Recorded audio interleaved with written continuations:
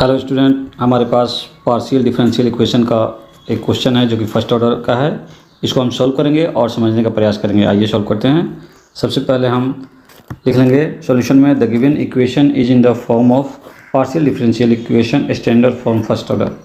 इसके बाद हमारे पास क्वेश्चन है X plus Y into P plus Q का whole square plus X minus Y into P minus Q का होल स्क्वायर बराबर 1।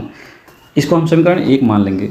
इसके बाद हम मान लेंगे एक्स प्लस वाई बराबर यू स्क्वायर और यू बराबर under root x plus y and x minus y बराबर भी स्क्वायर और भी बराबर under root x minus y. Now differentiating u and v with respect to x and y we gate.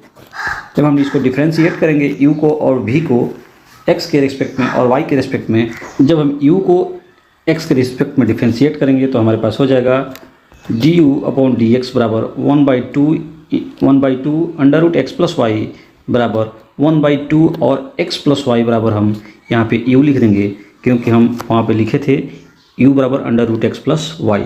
उसी प्रकार हम जब भी को डिफ्रेंशिएट करेंगे एक्स के रिस्पेक्ट में तो हमारे पास हो जाएगा 1/2 under root x minus y बराबर 1/2 और x minus y under root बराबर हमारे पास भी है, तो हम यहाँ पे भी का मान under root x minus y की जगह पे भी को लिख देंगे।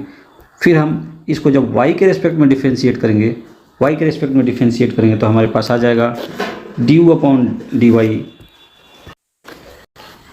बराबर 1/2 under root x minus y x plus y बराबर 1/2 और under root x plus y की जगह पे मैं यू रख दूंगा।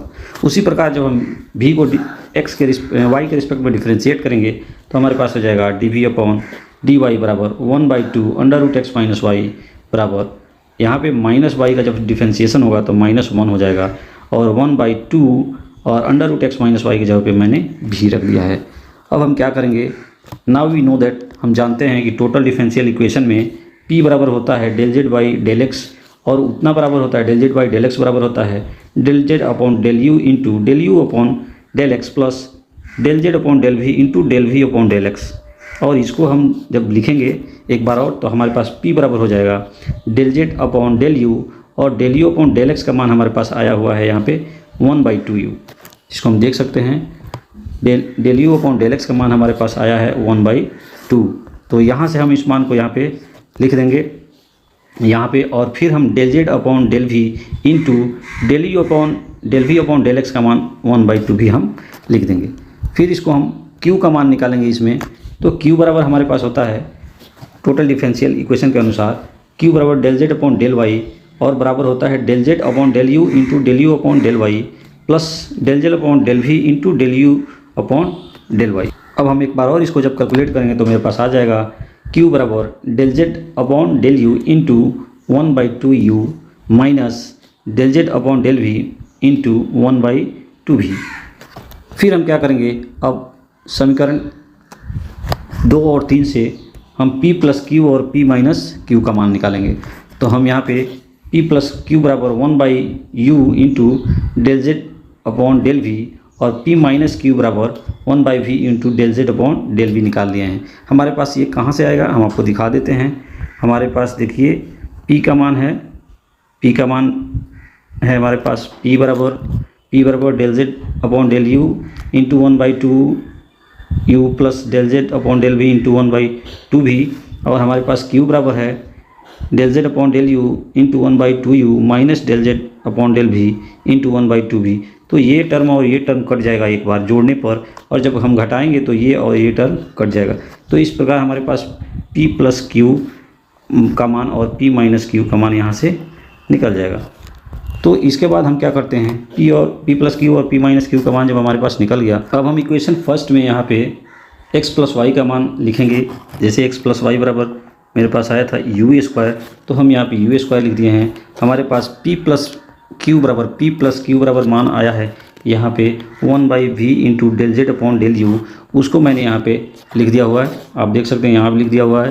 प्लस मेरे पास x माइनस वाई बराबर v स्क्वायर था, तो हम यहाँ पे v स्क्वायर लिख दिए हैं और p माइनस क्यू का वैल्यू यहाँ मैंने लिख दिया है। इसके बाद मैंने थोड़ा सा इसको कैलकुलेट किया है, तो यहाँ पे जब स्क्वायर है तो 1/u का स्क्वायर हो जाएगा, तो ये टर्म और ये टर्म मेरे पास कैंसिल हो जा रहा है। तो केवल बच जा रहा है del z upon del u का होल स्क्वायर। वैसे ही इसका ये टर्म और ये टर्म हमारे पास कट जा रहा है स्क्वायर के चलते, तो हमारे पास बच जा रहा है यहाँ पे del z upon del v का होल स्क्वायर बराबर 1। अब ये हमारे पास स्टैंडर्ड फॉर्म में आ गया है फर्स्ट ऑर्डर का, तो हम यहाँ पे del z by del u का होल स्क्वायर बराबर पी स्क्वायर लिख सकते हैं, और del z upon del v square को हम क्यू स्क्वायर लिख सकते हैं। और ये हमारे पास फर्स्ट ऑर्डर का स्टैंडर्ड फॉर्म में आ गया है, तो हम P square plus Q square बराबर 1 को लिख सकते हैं ए स्क्वायर प्लस बी स्क्वायर बराबर 1। और यहाँ से हम b का मान निकालेंगे। यहाँ से हम b का मान यहाँ पे निकाल लिए हैं, b का मान मैंने यहाँ पे निकाल लिया है यहाँ से।